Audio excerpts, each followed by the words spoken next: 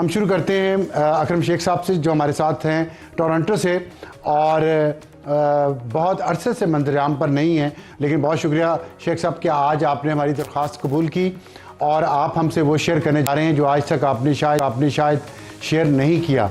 तो ज़रा बताइएगा कि जनरल फैज़ जब DGISI थे, जिस दौर में दिसंबर 2019 में आपके घर पर डाका पड़ा, उसकी तफसीलात थोड़ी मुख्तसरन हमें बताइएगा।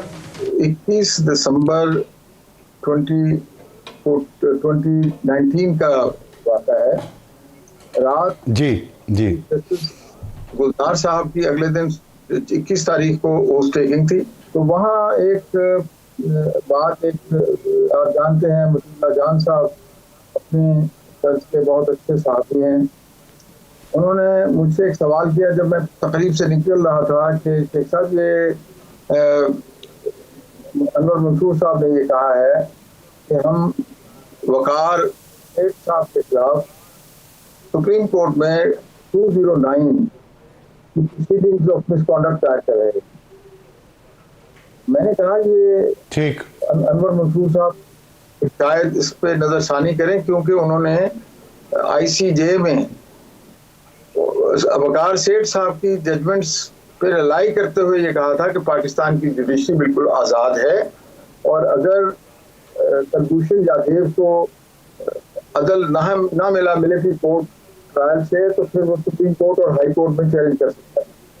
तो मैंने कहा ये तो जायज़ के बॉल इंडिया की कोर्ट में फेंका जाए, ये तो हमें खुद इसका अपना अंदरूनी खाना इसका एहतसाब करना चाहिए कि ऐसी कोई बात ना हो, नुकसान होगा। ये बात मुझे अपने आप को गोल हो जाएगा।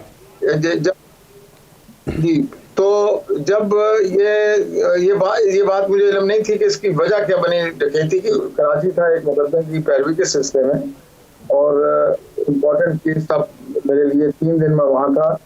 तो उन्होंने मुझे मिलिट्री सेक्रेटरी साहब ने कहा कि आप आज शाम खाना खाइए। मुझे उन्होंने कहा कि नहीं जी, ये बड़ी ज़रूरी है। और फिर मुझे उसके बाद जो एक बहुत बड़े काबिल सद एहतराम दीनी रहनुमा हैं और बहुत ही फलाह का काम करते हैं, बहुत अच्छी दरगाहें बनाई हुई हैं उन्होंने, उनके सेक्रेटरी ने मुझे फ़ोन किया कि आप ज़रूर आ जाएं। तो मैं बहुत बादल नाखास्ता चला गया। अगरचे मैंने जनरल बेग का मुकदमा बहुत तवील अरसा लड़ा, तो जनरल वहाँ मैंने देखा वो उन्होंने कहा कि आपके साथ वाक़या हुआ है 21 तारीख को, उसकी खबर बैनुल अक़वामी नफसियाती इदारों ने नशर की है। मैंने कहा जी, मैंने किसी बैनुल अक़वामी नफसियाती इदारे को ना किया और ना मैंने कोई अपना इंटरव्यू दिया है या ना मैं उसकी प्रेस रिलीज जारी की है। तो उन्होंने कहा नहीं, हमें आपने असल में कुछ तकरीब में ये कहा था कि आप जो है वो अगर वो वकार सेठ के खिलाफ कोई प्रोसीडिंग की गई तो आप शायद खुद बैनुल अक़वामी अदालत में जाके दरख्वास्त देंगे। मैंने कहा मैंने ये कहा था कि इंडिया की दरख्वास्त देने की बजाय हमें खुद एहतसाबी करनी चाहिए और इस तरह के कामों से बाज आना चाहिए। और मुझे बड़ी खुशी है कि मेरी उस तजवीज़ पे या अपने तौर पर उन्होंने नज़रसानी करते हुए उनकी जो बोस्ट था उस पर अमल दरामद नहीं किया और सेठ वकार साहब के खिलाफ रेफरेंस फाइल नहीं किया। मुझे और तो हमारी पाकिस्तान की मुमताज़ दीनी शख्सियत इस बात की गवाह है। आप हमारे बड़ों में से शामिल हैं, आपका बड़ा अनब्लेमिश्ड कैरियर है। Over the 3 days that have intervened from the डिपाइटी till this moment, उन्होंने उसी नशिस्त मजलिस में 3-4 दफ़ा मुझे कहा कि मैं आपसे जो आपको ज़हमत हुई, जो आपको एम्बैरसमेंट हुई, और मैं चूँकि ये हमारे अदारे से मुतालिक बात है तो मैं DGMI जनरल अजहर वकास साहब जो हैं, मैं उनको रिक्रूट कर रहा हूँ इंक्वायरी करने के लिए कि ये क्यों हुआ है। आप ये कीजिए कि आप चूँकि बाहर एक आलमी प्रेस होता है, जनीवा भी आपकी विजिट है, आपने लंदन भी जाना है, तो आप किसी से बात न कीजिए। मैंने कहा जी मैं बात नहीं करूँगा, मुफ्ती साहब मेरे ज़ामन है, लेकिन मुझे बताइए कि मेरे साथ ये क्यों हो रहा है। मैंने कहा जी जब से मैंने मुशर्रफ का केस किया है, मुआशी नातका बंदी मुकम्मल तौर पर 2014 से आप मेरी इनकम टैक्स की रिटर्न्स देख लें, मेरे जो अपने थे अपने मेरे क्लाइंट्स उनको भी इन्होंने बुला के आप इससे रवाबत ना रखें, तजारती रवाबत और प्रोफेशनल रवाबत, आप इससे बहुत अच्छे वकीला हैं, और ये इसने नाराज किया है खामखा हमारे मुख्तदार अदारों को, तो क्यों आप इनको काउंसिल करते हैं? नहीं, उन्होंने कहा वो चीजें आपकी वापस मिली नहीं, मेरी अर्ज सुने ना, उन्होंने मुझे 3 फरवरी की तारीख तय कर ली मुतफिका तौर पे, 3 फरवरी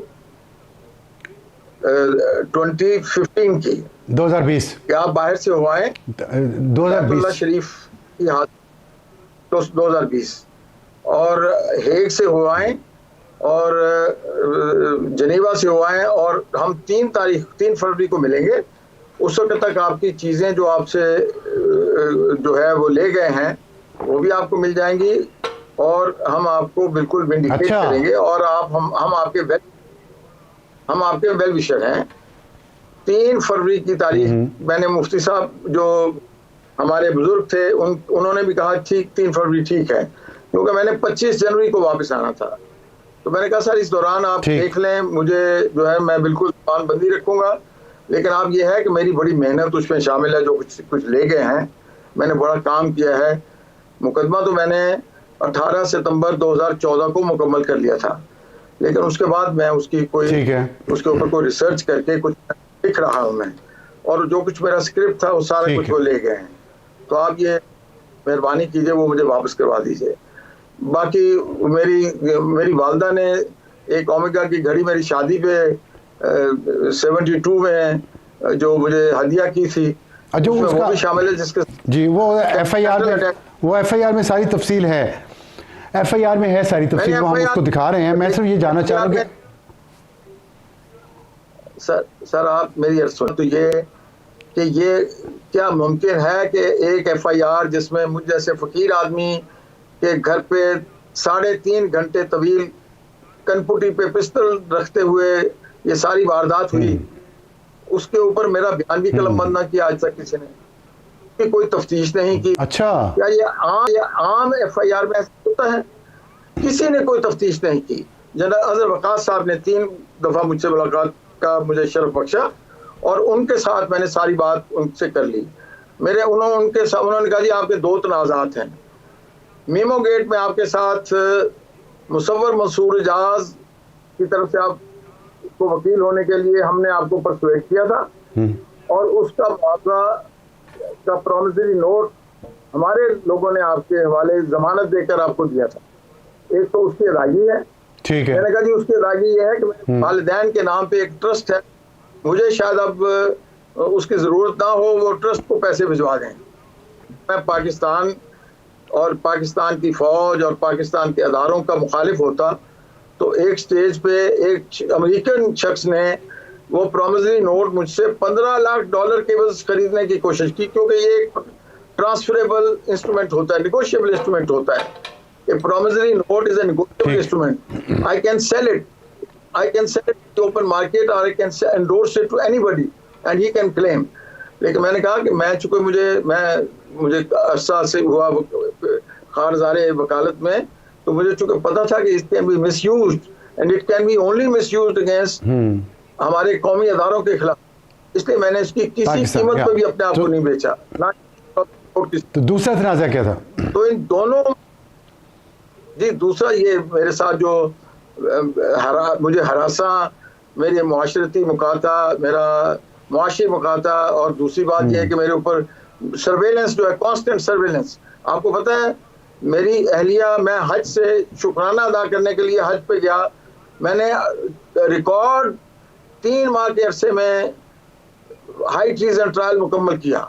पहला गवाह 17 जून को हुआ, 18 आखिरी गवाह 18 सितंबर को मैंने मुकम्मल कर लिया, और इसके बाद 18 सितंबर 2014 19 तक 5 साल अगर मुकदमे का फैसला नहीं हुआ, तो वो मुशर्रफ साहब यहाँ से गैर हाजिर चले गए, और जिन लोगों ने उनकी सहूलतकारी की है पूरी कौम उनसे वाकिफ है।